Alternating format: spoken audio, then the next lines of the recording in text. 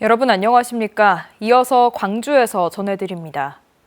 제주항공 여객기 참사로 희생된 179명의 장례 절차가 진행 중인 가운데 후속 작업이 이어지고 있습니다. 국토교통부 중앙사고수습본부는 참사 현장에서 수거된 유류품의 주인을 찾고 공항 주차장에 놓인 희생자들의 차량을 견인하는 등 후속 작업을 이어가고 있습니다. 유가족들은 모든 희생자들의 장례 절차가 마무리된 뒤 오는 18일 전라남도와 함께 무안국제공항에서 합동 추모식을 개최할 예정입니다. 서울시가 2022년 1월 발생한 광주 화정 아이파크 붕괴 사고의 시공사인 현대산업개발에 대해 3년간 행정조치를 하지 않고 있습니다. 서울시는 붕괴 사고에 대한 현대산업개발의 과실 정도를 판단할 수 없어 이런 방침을 유지하고 있다며 사고 관련 책임자들에 대한 1심 소송 선고 결과가 나온 뒤 처분하겠다는 입장을 고수하고 있는 걸로 알려졌습니다.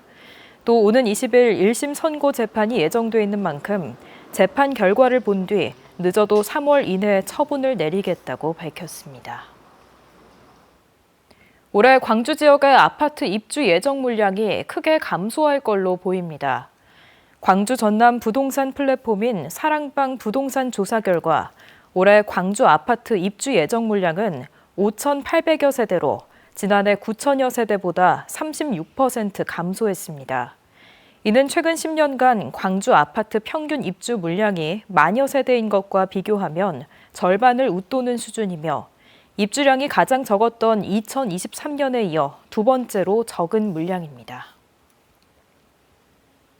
겨울철 기온 하락으로 산지 출하 작업이 부진한 무와 배추 가격이 오름세를 보이고 있습니다. 한국농수산식품유통공사 AT에 따르면 현재 무 소매 가격은 개당 3,330원으로 지난해 대비 50% 이상 올랐고 배추 한 포기당 가격도 5,660원으로 41% 올랐습니다. 배와 사과도 설 연휴 출하 대비 저장이 이어지면서 일시적으로 가격이 각각 42%와 14% 상승했지만 해당 물량이 출하되는 설에는 다시 안정세를 보일 걸로 전망됩니다. 올해 광주시 금고에 선정된 금융기관들의 협력 사업비가 기존보다 2배 이상 늘었습니다. 광주시에 따르면 1금고인 광주은행은 120억 원, 2금고인 농협은행은 27억 원 규모의 협력 사업비를 출연했습니다. 이는 2021년 1, 2금고 출연금의 2.45배에 해당하는 것으로 그동안 광주시 예산 규모에 비해 금융기관의 협력 사업비가 적다는 지적이 영향을 준 걸로 풀이됩니다. 광주지법은 2022년 9월부터 2023년 12월까지 30여 차례에 걸쳐 광주의 한 병원에서 총무과 직원으로 일하며 모두 4억 9천여만 원의 공금을 횡령한 혐의로 기소된 31살 A씨에 대해 징역 3년을 선고했습니다. A씨는 빼돌린 상품권이나 현금을 인터넷 실시간 방송 후원, 이른바 별풍선 결제 금액에 쓴 걸로 알려졌습니다. 유흥업소 이용객들을 협박해 금품을 빼앗은 일당이 무더기로 구속 기소됐습니다.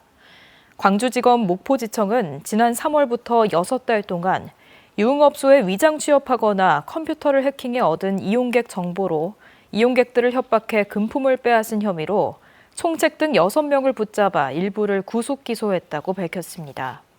이들은 이용객 수십 명을 상대로 업소에 온 사실을 가족에게 알리겠다고 협박해 2억 9천만 원을 뜯은 혐의를 받고 있습니다. 사흘째 매서운 한파가 이어지며 전남에서 한랭질환자 발생이 잇따르고 있습니다. 전라남도의 한랭질환 응급실 감시체계 현황에 따르면 지난달 1일부터 지난 6일까지 전남에서는 저체온증 6건과 동상 2건 등 모두 8건의 관련 신고가 접수됐습니다.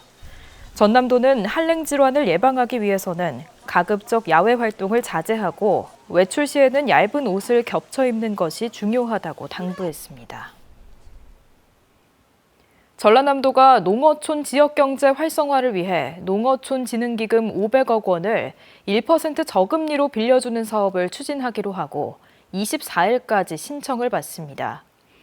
대상자는 전남 농어업인과 법인으로 개인이 1억 원, 법인이 2억 원, 저온 저장고 설치 자금은 5억 원 한도에서 관할 읍면동의 용도에 맞게 신청하면 심사를 거쳐 2월 7일 지원이 확정됩니다.